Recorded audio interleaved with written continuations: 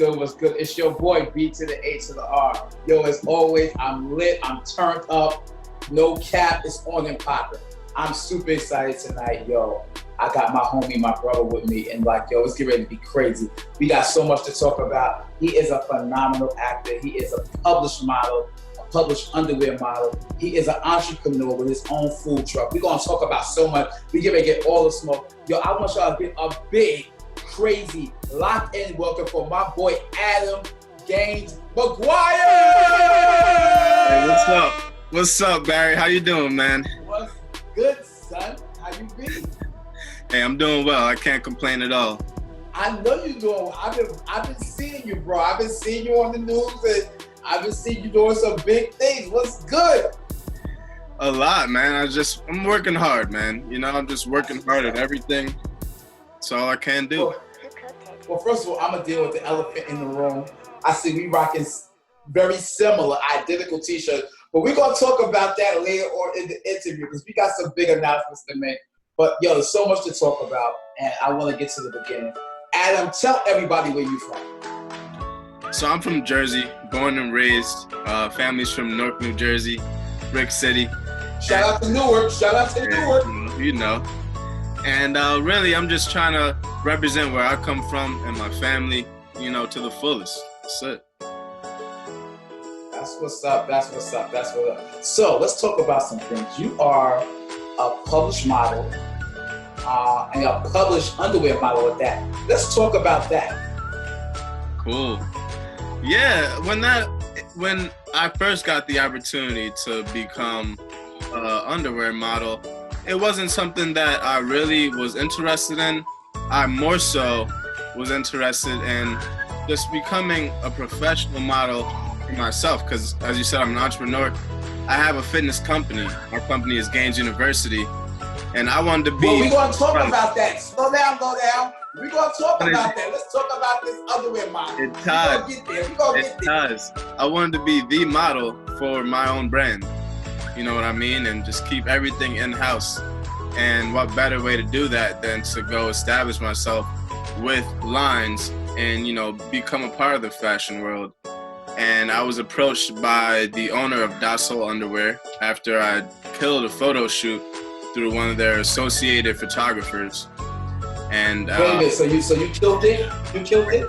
First photo shoot, it was like 6 hours. I was on the beach running around in underwear and shit, man. It was crazy. But in Speedos. You was running around in Speedos. In Speedo. I was in Atlantic City. Yeah, man. No fear. And for me, it's all about going after that Arnold Schwarzenegger aesthetic. And Arnold wore Speedo, so what do I have to be ashamed of wearing? Listen, I'm not judging you. I'm kind of probably hating on the low, but I'm just saying, I'm not hating. Look, I respect it. So, how long have you been doing underwear modeling? I think it's been about 3 years now. It's been about 3 years. Yeah. And you are all over the place. You have traveled the country. You know what I'm saying? The world. Doing that. It's been fun. I would not take it back. If anything, I might even take back like going to college and starting all of this even sooner. You know what I mean? But college taught me so much about business that I'm using today. But yeah, man, it's been a fun 3 years so far. That's what's up. So you know, like I said, there's a lot to talk about. And we have some special announcements to make. All right, so you are. I'm gonna come back to the modeling. There's some more, and so when it comes to us, but you are also a fitness guru. Yes. Talk to me, because I know you have your online classes, you train, you do it all. Talk to me, like, yo. I'll tell you where I am now. So right now, because of the pandemic, I'm doing Zoom online training sessions, one-on-ones. I'm doing a boot camp as well. That's every single day I host it, in the morning, in the evening, and on the weekend. And on top of that, I'm doing in-person training, one-on-ones with my gym. I currently train at a gym that actually has been able to stay open, and we've been selling gym equipment, weights, bars, racks, and just killing it from that perspective. And my gym's actually upgraded our size. Like, we bought out like another third of the building that we were renting. Pretty sick. And just in terms of training, I've been training for better of like 5 years now, and I've been exercising myself for at least 13. And I started to really hone in at around like 20 years old while I was in college, and I really started to get down into the nitty-gritty of diets and what you should be eating and eating to perform. And you know, my basis is as an athlete. You know, I was a track captain for 3 years on the varsity team, 3 years on varsity in football. I won my town, Cranford, our first state championship in football. So my background really lies in athletics. And then after there, I just took it to the next level with how can I train myself? And from there, I started to train others and just pass on the information, the knowledge that I gained. Excellent. So I'm putting this out there with millions of people watching this episode. So you're going to get me right, correct? I'm going to be right. Barrett, I'm waiting for you to press the button. No, I'm waiting for you to press the button. Because I got classes ready for you. I got diet plans ready for you. I don't have nothing yet. I'm just saying. And you my boy, I bagged with you. But anyway, like I said, so by the next 90 days, I should be good because there's muscle memory.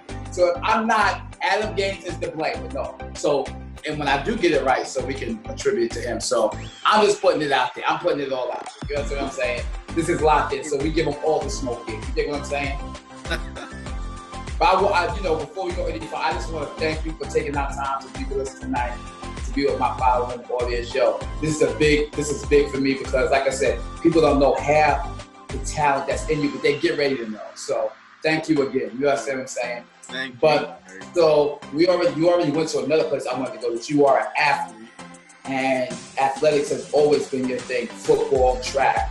So you just all around, sportsman. That's me. I really pride myself on being well-rounded because I didn't want to just have athletics as my background. And it really runs in my bloodstream to be athletic. My mom ran track at Rutgers, SD1. My dad played football at UConn. Yeah. So you come from good stock. Yeah, something like that. Come on, good stock. Come on, breathe. You know what I'm saying? I get it. No, I love it. And all the time I tell people like, hey, I kind of woke up one day with a six-pack. It's not like I had to do all these crunches and all that stuff. You know what? I can't stand you. I'm really not feeling you right now. I'm really not feeling you right now. I continue to do the work, and I just honed the skills that I already had. We all have the same skills to some degree. I honed them the best that I could. You know what I mean? That's what's up. So another aspect I want to talk about, you are an actor. Yes, sir. You're an actor. Actually, me and you met on set. You saved me. You gonna tell the story or you want me to tell the story? No, I'm not telling that story. So okay, me and you met on set of a movie that's coming out. Scheduled to come out later on this year called, what is it called? Well, I forgot what the title of the movie is, but it's the prelude to the Sopranos series. So we worked on that. So we met on the set. Oh, it's called Newark. Yeah. That's what it's called. So we met on the set of Newark. Yeah. Correct. So you want to talk about that? Yeah, I'm gonna throw a little bit out. There's a guy. So in the acting world, there's SAG, actor, and which is union, exactly, the Screen Actors Guild. And once you become union, you have certain abilities to get certain leeway when it comes to situations like eating, filling out paperwork, getting your fittings. And this one gentleman who was SAG felt the need to really assert himself in the situation. And at the time, there wasn't any delineation between the two, between SAG and the rest. Can I stop you right there for a second? Go ahead. I'm doing it the nice way. I'm gonna let you pick up right where you start. So let me backtrack. So one of the things is I have a problem, and I'm just gonna be very transparent. I go on these sets. I've been acting for years now, and I go on these sets, and every other denomination, racial denomination, aside from blacks, when they see somebody new come in, they embrace them, they tell them what to do, show them how to fill out their paperwork, tell them where to go, how to do this, how to do that. This comes to black folks, we are indifferent. So, you know, on this set of Newark, we had a team that's already there that I work with, that I become friends with, I become family with, me, Stephanie, Alexander, Charles, you know, so many other individuals. So Adam comes along and he's like lost, you know what I mean? So we like bring him in, you know what I mean? So it's like everybody just took to him, he just easily fit in with everybody. And once you fit in, once you come, you're a part. So, go ahead, pick up. And I felt that love. And you extended it to me when you jumped into this guy's face and told him about himself in a way that I wasn't going to. I was just gonna let it slide, whatever. I'll fill out my paperwork after you. It doesn't matter. We're going to the same holding anyway. It doesn't even really matter. But you weren't there for that at all, and it wasn't your first rodeo. And you let this guy know right away, like, we should not be putting down our own people. We should be uplifting each other and showing each other the proper way, protocols, as well as just helping each other in general. And you set the record straight on day one. And I didn't even know you had a little group of people there with you. And I kind of just became a part of the group and part of the family over the 3 days or so that we were on set. That's what's up. I think that's a, you know, big, you know, so many times, you know, we get so caught up in our own personal idiosyncrasies or the divisions that, you know, society sets up for us, even in this acting world, that we lose sight, you know, of how far we still have yet to go and to come. So it was imperative, you know, he was definitely out of order. And, you know, I'm a little gangster, I'm a little ratchet, you know what I'm saying? So it wasn't going down that, you heard? It wasn't going down. Shout out to him. He's watching. No hard feelings, but you gotta do better, my brother. You know what I'm saying? Gotta do better. It's on all of us. Gotta do better. So that was the start of this relationship that we built, you know, on the set of Newark. You know what I mean? So yeah, so tell the people some of the things you have worked on other than Newark. So I've been working with Power for a number of seasons, a number of episodes. Come on, Power! Yeah. Mickey, what up? Yeah, man. Waiting for some of that film to roll out. But yeah, I've been working with the new Power book too, I believe it is. And I gotta think. I did some work with James Franco on his series that's on, I believe, HBO. And, you know, just a bunch of different, really smaller roles. But lately I've been able to get to the screen a little bit more frequently, which is, you know, what you want. And I've been feeling a lot better about even doing the background stuff. I just did like a cool music video. It's featuring a really large reggae artist that I'm excited about seeing myself. And, you know, I'm just continuing to build on the reel that I have while I'm working with my film in my theater studio that's based in the city. You know, even though we're dealing with the pandemic and social distancing, not being able to converse inside in like really any setting, we were able to still conduct our class through Zoom and via Zoom, and even do a premiere with YouTube and things like that. So, you know, we're just finding a way around it. And I'm just continuing to build my portfolio as we go. Background work, even small films and things of that nature. That's what's up. You know, I'm believing that this year is going to be the year that you have to step out of background into leading role. You know, I had to make a decision. No more background. You've got so many features. It comes imperative that, you know what I'm saying, you either commit, you know, career suicide, staying in the background, or you step out and go for the bigger role. So I'm believing and trusting God that this year is going to be your year for bigger, brighter, and better. You know it, Barry. I ain't the only one either. Let's go. That's what's up. So another aspect I want to talk about, you are an entrepreneur. You have a truck that I want you to talk about. And tell us about this truck. Tell us how it came about, you know, the reason behind it, because this is big. I just watched you on the news the other night. I am so godly proud of you. It's crazy. Talk to us about Thank this. you, bro. You know, this really goes all the way back to like 4th and 5th grade, selling the candy that I would get from church in school. You know, I'd be in class selling candy. Wait, hold up. Man. You know, I'm a I church was boy. making some Born bread. and raised in the church. So wait a minute. So the candy they was giving you in Sunday school, you was pocketing it and taking it to school and selling it. Kids wanted candy, and I had it. Going to hell. I just say it. Hey, ain't no rules against that. But you know, I continue my entrepreneurial aptitude even into college, and so far it's taken me where I am now. And I used to work with an accounting firm for about a year and a half, just over 2 years if you count like my internship experience too. And upon leaving my firm, one of my friends from school, all the way down to like PAL days, back in like 6th grade, he saw me. He's been watching me the whole time while I was with my firm and doing all these things with my modeling and acting. And he's like, look, man, I need your help to create this vision that he had. He had a vision of starting an acai business.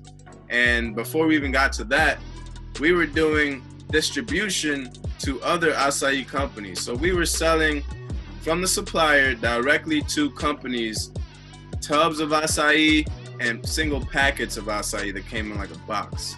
And once we saw enough companies making money off of this and, you know, profiting from our hard work and setting up the supply, you know, because the supplier that we have is actually one of the top suppliers in the United States and in the world, because acai is only really supplied to a few places, including the United States, like Italy, you know, maybe Germany. Very few select places have acai. And really, we're just capitalizing off of the market research that we gained from working in the business through distribution. And I ran all the numbers based on how many bowls we need to sell on a daily basis, on a weekly basis, monthly, and how much money that would attribute to. And then I created a business plan that pretty much lays out how we plan to make money. And honestly, we're in a downturn right now economically, and I haven't been able to implement the business plan that we set in place. And the company's still been gaining recognition, still adding brand awareness, and still gaining new clients. And it's just kind of astonishing to me that a plan that I set and, you know, documented well, written down to the T, isn't even the plan that we ultimately ended up using because of the circumstances of the pandemic. But once we are out of this pandemic situations and we are able to go back to normal settings where, you know, you have outdoor events with large numbers of people, that's really when my company will be able to capitalize, because we're trying to go to major concerts, like for instance, and these are like maybe not super well known within our community, but like things like Electric Zoo, like really like punk rock type of concerts. And it can honestly span even further than that, but that was just the main idea, because people pile in troves, talking about hundreds of thousands of people throughout a weekend, and it could range up to like 1.5 million people. So we get around that type of volume, we can make say 30 to like 70,000 within a 3-day span. And like that's the type of volume that we're trying to move, and it all depends on having the amount of people in one central location. So like I said, we weren't able to really capitalize on that because of the pandemic, but other things have been falling in my lap, such as that news casting where they're looking for companies that are still open. You know, the name of the series is We're Open, because most places are closed, like they're not able to conduct business. Right. So that's why I still feel like really blessed to be able to be in the position that I'm in and partner with the gym that stems from my training background. And that's just another area of my entrepreneurial pursuits. You know what I mean? Just tying things together and then using one thing to leverage the other, and just having that truck able to operate the way it is and providing a healthy alternative to you know, ice cream is really what we want to do. But we really can create a whole meal from fruits, from different waters or coconut or almond milk, and really just giving people a healthier option, a healthier alternative for snacking, for eating on the go. I've been hearing it's been rave reviews for what you're doing, and I commend you. I haven't sampled, I haven't tasted none yet, and I don't know why. But anywho, it's a frozen product, Barry. I gotta get something special to keep it frozen for you. You know, I have that here. You ain't said nothing but a word. You dig what I'm saying? So I mean, I'm just saying I haven't yet to. You know, actually, I know exactly how to produce for you. So we're actually selling different sizes. One's like a 16 ounce and one's like a 32 ounce. So with that size, volume of acai, that'll stay frozen for the amount of time it'll take me to drive to you. That sounds like a plan. So I look forward to that in the upcoming hours, days. You know what I'm saying? Not many days hence, I'm just saying. But yo, I champion you, my dude. You are doing a phenomenal work. You know what I'm saying? So a couple of, you know, like I said, there's so much to talk about. So let me switch gears for a second. Okay. So we have been in the midst of dealing with COVID. And then we've been dealing with the injustice on Black folks. And I say Black folks directly because, in all honesty, as I've said on previous shows, I'm not feeling very American. I'm not feeling very welcome. So I'm just keeping it straight to the point, Black folks. As a Black man, a Black entrepreneur, a Black man doing his thing very positive on his grind, what is your take on everything that's been transpiring? What do you feel has to happen to bring about change? And talk to me. Thank you for even laying that up for me.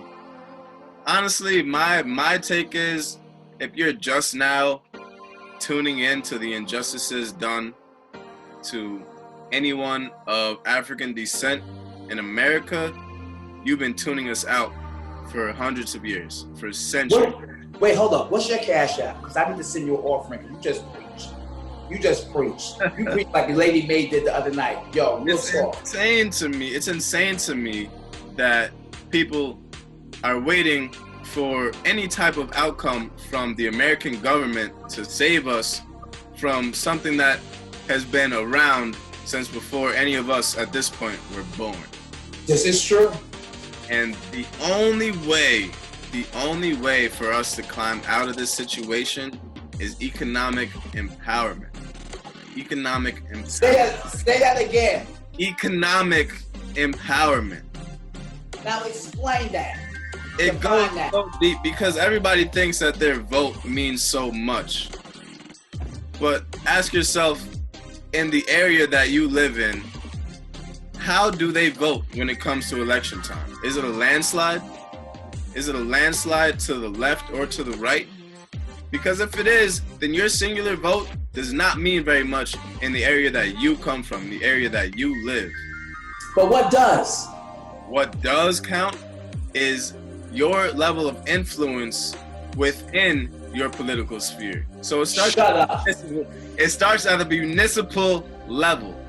If you're not talking to your councilmen, to your representatives, then they're not talking to the people above them, and that will never get to the president. Read. Come on. So it's highly important for each of us to focus, not even to focus, but to take our focus away from the BS that society would rather us pay attention to, which is things that really don't make a difference in terms of where we are going forward. You know, I'm all for taking down statues and changing the name of streets and things like that, but that does not get us in a better position economically.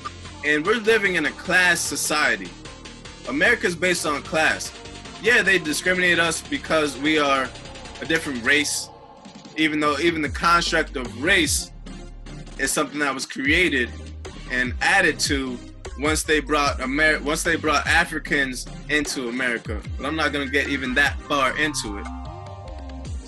My point of it all is, the more that we are able to come together as a people and economically withstand these situations, such as pandemic, such as the government trying to leave money on the table for us so that they can keep us on this freaking wheel, this rat wheel, so to speak, giving us a little bit of cheese here and there. If we don't get off of that, we're never gonna fix this problem. Get off of it. Come on, talk to me. And that's why to me, when people ask me if I'm marching and things like that I'm doing to make a difference, my beginning point and end point is, where am I economically? Can I exact any type of change? Do I have power within my political sphere? And when the answer to that is no, what am I doing to right those wrongs? Come on. And that's how I think literally everybody needs to be thinking in our situation. We're thinking about all the wrong things, and we keep going to all these hot button topics that mean jack shit when it comes to how we are treated, how your children will be treated, and their children's children. You know, we've been having these positions of power when it comes to, you know, even the entertainment field, which we are a part of. You know what I'm saying? And I understand that to reach our demographic, I'm gonna have to go into the entertainment sphere. I'm gonna have to talk to them from a place that they're looking for. Because there are people who are preaching the same thing that I'm saying right now, who are not getting any type of volume just because they're not coming from an outlet that we're looking at. Gotcha. And that mostly comes from the people pressing the button and clicking the boxes, cashing the checks at all these major production companies who own pretty much everything that we funnel through, that we watch, that we listen to on a daily basis. Yeah, I tell you, I need to send you 2 offerings. Send me your cash out, because you preach, like, real talk, yo. I asked this question time and time again, but bro, you articulated some things today, like hard body, for real. I've been stewing on this for a long time, Barry. Even in college, I was a part of the Black Student Union. You know what I'm saying? Since day one. I did it. You know, and one of the things that Will said, shout out to Will Smith, love you, bro. He said something that was so profound. He was like, racism didn't just start, or this just didn't start happening. We just have cell phones. We have cameras. You think what I'm saying? So now it's going viral. But this situation has been going on for years. And it's like, so look, one last question on this. So as a people, as a race of people, what do we need to do as a people to bring forth a unified front that we get to where we need to be? It starts with even trusting your neighbor. Because of the way that society has put us against each other since they deconstructed us in, what is it, the 1590s? You know what I'm saying? The late 1600s, I should say.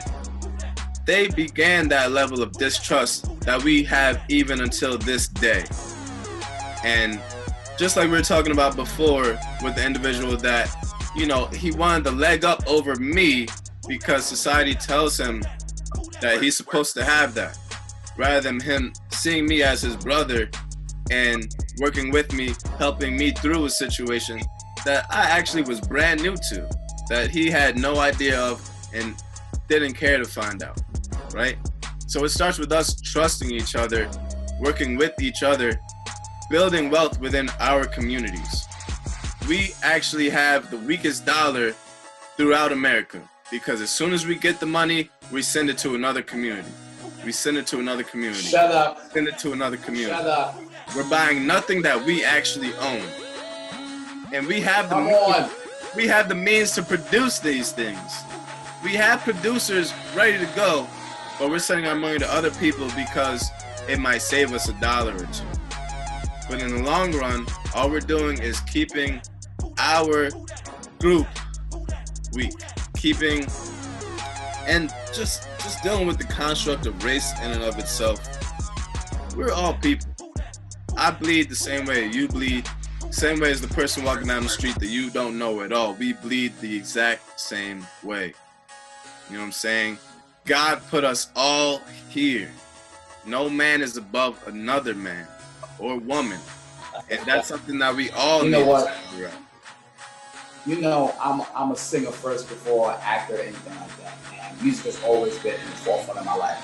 And Marvin Winans, shout out to Marvin Winans. The Winans has been one of the groups that has been stellar to me. Marvin Winans' voice, you know, love Marvin Sapp. But before there was Marvin Sapp, there was Marvin Winans. But on one of the Winans out, they had a song called "Love Has No Color," and the song simply said, "Love has no color. You're my brother." You know what I'm saying? Love shows no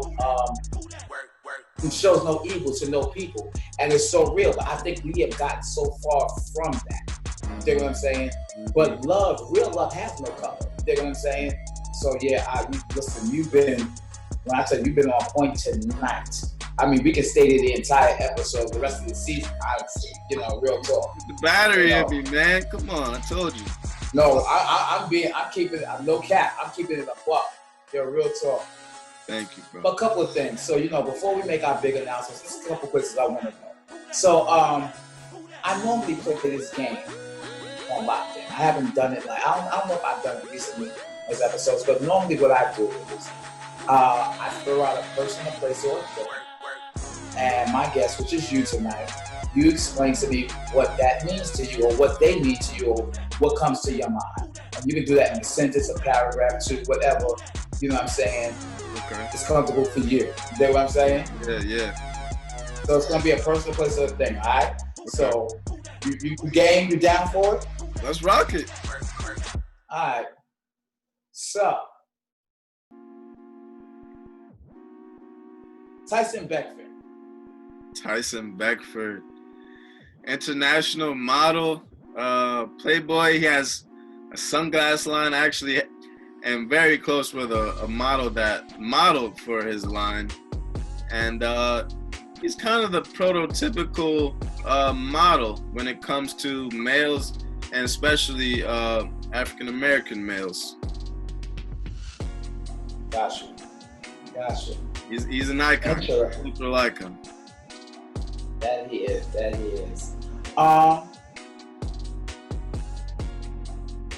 I mentioned this individual before, but I'm gonna throw him out there again. Will Smith. Oh man, all the way back to the happy rap days. I'm glad he's still rapping. You know, he's showing all these cats up, like the young cats that are like 16 years old, rapping and things like that. He's still doing it. I'm hurt by the Jada Pinkett Smith stuff and the entanglements and all that. The entanglement? It hurt my soul. It is August, Brother, it hurt my soul. But he's also showing us how to deal with real love, and you know how to operate in the murky waters, because I know they get murky. We all know that they get murky, and that's how deep is your love really. And you know, I hate to see it play out in public the way that it has, but you know, he's a true testament of a man, and he's an amazing actor to boot.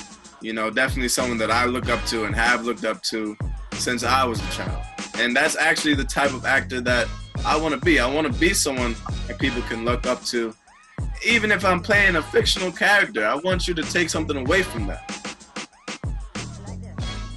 Gotcha. Okay. Cardi B. What? Man, she's popping. Offset is my guy. You know what I'm saying? And I don't know. I like her style and the fact that she's showing people that you don't have to come from music to end up in music.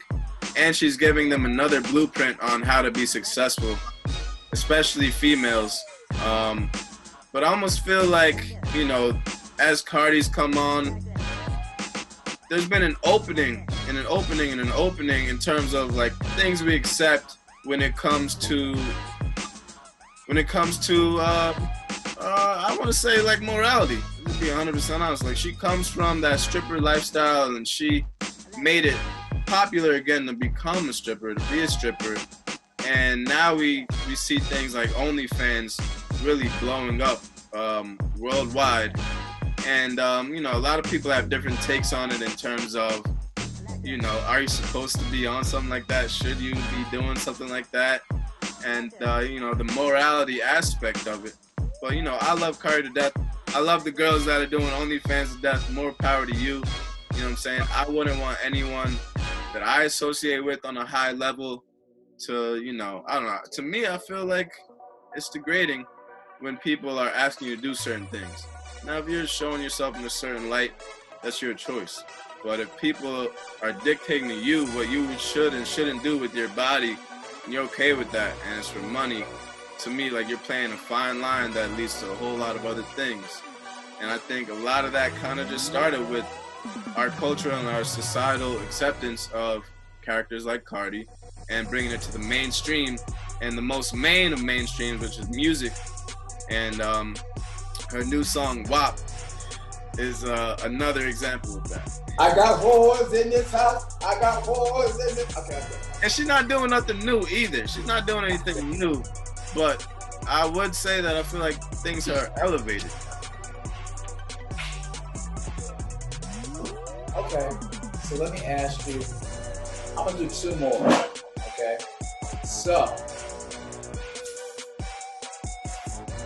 her new album is out. Brandy. Man, to me, that just screams Moesha all day long. You know what I mean? That was my introduction to Brandy. And she's just a beautiful person, a beautiful being. And I really do appreciate the fact that she's continuing to release music. And, you know, she's showing people that, you know, it can be done. You don't have to stop your craft if it's something that you truly believe in. And she has a lot of support. Even without being a part of the mainstream, she has a lot of support. And, you know, it's a shame that we do this thing with our entertainers where we let them die off and like they fall off a cliff instead of continuing to elevate them in the work that they already did. And I think Brandy's an example of that, where, you know, the work that she already did should be elevated and the work that she's doing now should be elevated. And, you know, she needs to be on more platforms. Yes. Shout out to Brandy. The B7 album is phenomenal. Yo, love it. So the last one. Barry Alston. Barry Alston. Man. Barry Alston Ray. Where do I start? Yeah, exactly. Barry Alston Ray. He's a stand-up guy. Always got the flash, even if he's not really trying to show it. You know, it just comes off him. His personality is the type where he doesn't have to explain himself to you. You'll know where he stands. And that's always the case. And if you don't, he will explain himself to you. You know what I mean? And, you know, I always love Barry for that. And on top of that, he's always been a very good friend. You know, even to the point of, you know, bringing me out of a place where, because I go 0 dark 30, man. I would go to a place where I'm not talking to anybody. I'm honed in, I'm doing what I got to do. And I'm tunnel vision. I don't see anything else. Barry's such a friend. He'll bring me out of that back to reality, you know, checking on me every once in a while. That's the type of person that you need in your life. On top of that, he's a phenomenal actor. He's been at it for a number of years. Tons of features, way more features than I could count on my hands. You know what I mean? And continuing to work. And then he's assembling a team that's just been really, from what I can see, first rate. And it's so important in what we do. You know, a lot of talent has been created and elevated from being a part of a team and working within a team dynamic. And I think Barry is one of those leaders that has a chance to create something like that. And like I said before, it's creating that group economic structure. And you can't do it without having a team, without someone like Barry, who's at the forefront, carrying things forward and looking out for the people that are coming up after him, like myself. I appreciate you. So we're gonna make a big announcement, but right before we go to the announcement, I'm sure a lot of my viewers are watching. You know, I'm sure they have some questions. So I'm gonna go ahead and put them out there and let you answer those questions. Okay. So number one, are you single? I'm a single man, single as a dollar, man. My Lord. I was locked in, But I'm free. I'm free. You're free. You was locked in. I remember. Yeah, okay, well, we won't even touch that. But yeah, see what I mean? So let me ask you another question. Yeah. So being this actor, this published model, this fitness guru, I'm sure that you have no want for women's attention. All right. So a lot of times, being a man in this business, and I get it, or some of the other individuals I have on that's in the business, they get it. So with this plethora of women fighting for your attention, are you a hoe? And if not, how do you combat that? You know what I'm saying? Well, I'm definitely not a hoe. You know what I mean? Not a thought? I can only entertain but one woman at a time, seriously. You know what I mean? And most of that just stems from, I don't want to let anyone down. I don't want to hurt anybody. And if you don't give a woman like their full potential or full attention rather, they're going to feel some type of way, especially if they're a real like woman, like they're not like a girl or, you know what I'm saying, younger. If they're of a certain mindset, they're not going to tolerate that crap for too much longer. And I don't like to deal with women that don't take themselves seriously. You know what I mean? And honestly, just in being raised in church and all this type of stuff, like I don't feel good entertaining all those women. I mean, do they come after me? Yeah. And do I talk to them? Yeah. But what does your DM look like on a daily?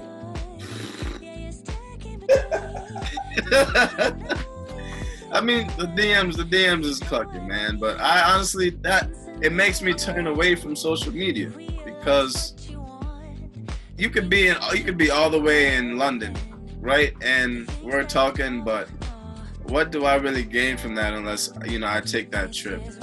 And even then, like I don't know, really where I am now, I'm enjoying the single life. I'm not hoeing around, but I'm definitely not staying as like a hermit either. But really, it just comes down to keeping myself happy first and foremost. So I was focused on another person's happiness for the longest. And I think that's really what everyone should do. Focus on their happiness first. I met her, didn't I? Yeah, I believe you did. At my premiere. But like I'm saying, really just gotta focus on your own happiness, and don't bring anybody down while you're doing that. That's what I think a hoe is. A hoe is somebody that not only is talking to multiple people, but doesn't care if they get hurt either. That's really all. So here's another question, and this is going to be quick, so because we want to give this announcement. So you talked about the OnlyFans. Have you been approached about doing the OnlyFans and stuff like that? Yeah, of course. And I mean, like I said, it's something that I feel is very degrading. You start OnlyFans, you might have an idea in mind of what you're gonna do and not do, and then people get on there and start asking you outrageous things, and that's on you. You know what I mean? You put yourself in that arena to even garner that type of attention.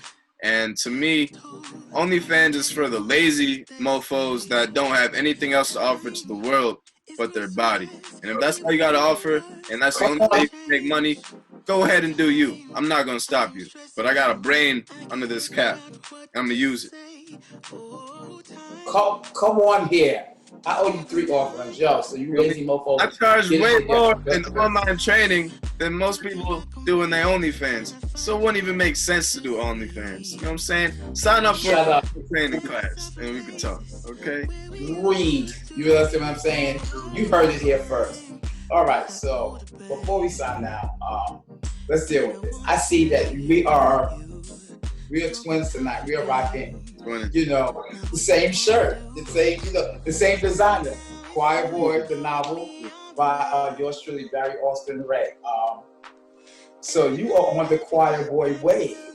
Yeah, I'm on the wave. So I think being that I have you on here, I think we should, let our followers know what's going on.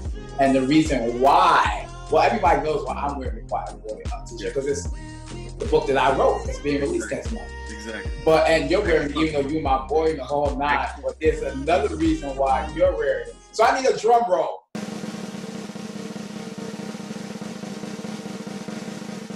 After much work, much prayer, much contemplation, a lot, I am happy to announce that Adham, aka Gaines McGuire, is going to be gracing the cover of Choir Boy, in the resemblance of my main character, Anthony Morgan.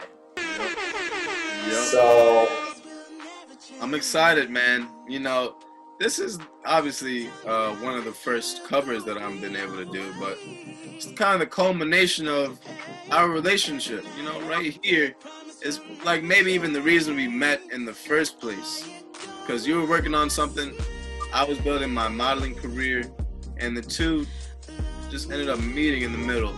And this is a wonderful opportunity, and I'm really excited to bring the novel, bring the story, bring Choir Boy to life, and write in people's hands, and to be able to be the vehicle to express that is it's incredible.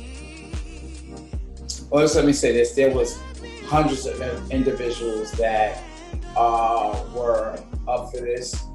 Some were, considered. Some were even, called in for it, and things just didn't work out. And one of the things I can say is that I'm so grateful for you, because not only is the resemblance there, but your zeal. You've been promoting it, you've been talking about, you've been putting it out there, and I appreciate that. The SixN1 team appreciate that, yo. Like, you are a beast. Like I said, I have nothing but the utmost respect and love for you, my dude.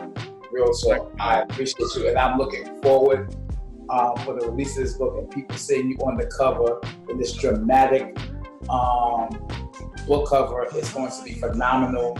I can't give details on it right now, but it's going to be something very eye-catching and, like I said, stellar. So, yeah, Choir Boy is coming. Adham Gaines, aka Anthony Morgan, is gracing the cover, and there's so much that's going to go on with this book. It's only the beginning. It's only the beginning. So, yes. So you have it here first. You got the exclusive that Adham McGuire is going to be on the cover of Barry Alston's Choir Boy, the novel. Real talk. So, and it's going to be on all platforms. Next month, you'll be able to get it in the hard copy, the ebook. It'll be everywhere. So we are excited. Adham, are you excited? I'm excited, man. Super. Like, I can't wait to just see myself and see the vision that we created come to life. Exactly. Adham, tell the people where they can follow you, where they can, get your scrumptious, frozen alternative to ice cream. Tell them where they can get what you at. You got it. Well, I'm on Facebook at Adham Gaines. My pronunciation is a little different for you guys. It's actually an Arabic spelling of Adam. So you pronounce it Adham, but it's Adham. And then Gaines you just spell regularly, Gains. So you can find me on Facebook, Adham Gaines, Instagram, Adham Gaines. As far as my acai company, acai is spelled ACAI, and then the rest of it is YOU. And then we put a 1 at the end because this is only our first truck, and it'll be the first of many to come. So come on, speak that. You can find us at AcaiU1 on Instagram, and on Facebook you can find us at AcaiU. And I'm just excited to keep this ball rolling. I've been really positioning myself for people to find me. So I hope you guys check me out, and if you do, just send me a message. I don't bite. I'd love to hear from you and talk to you about anything you want to talk about. Fitness. You want to talk about Choir Boy? I can't talk about it yet, but it's coming, baby. It's coming. And they're going to get at you, I promise you. Adam, I thank you. You know, that's what I'm saying. You're my boy. I appreciate you taking time out of your busy schedule to spend some time with us here on Locked In and giving the exclusives and giving all the smoke. Yo, I appreciate you. I'm looking forward to this first edition of Choir Boy with you on the cover. It's getting ready to go down. Basement, you heard? Yeah. Yo, give it up for my boy once again, Adham McGuire. I'm telling you, it's getting ready to go down. Expect bigger, brighter, and better from him. Yo, I thank you again for tuning in on the all-new episode of Locked In. Listen, it's going crazy. Listen, I'm telling you, more to come, more announcements, more prizes, more everything. Check us out. Yo, guess what happened tonight? Y'all got locked in. Till the next time, peace and love. B to the A to the R. You heard?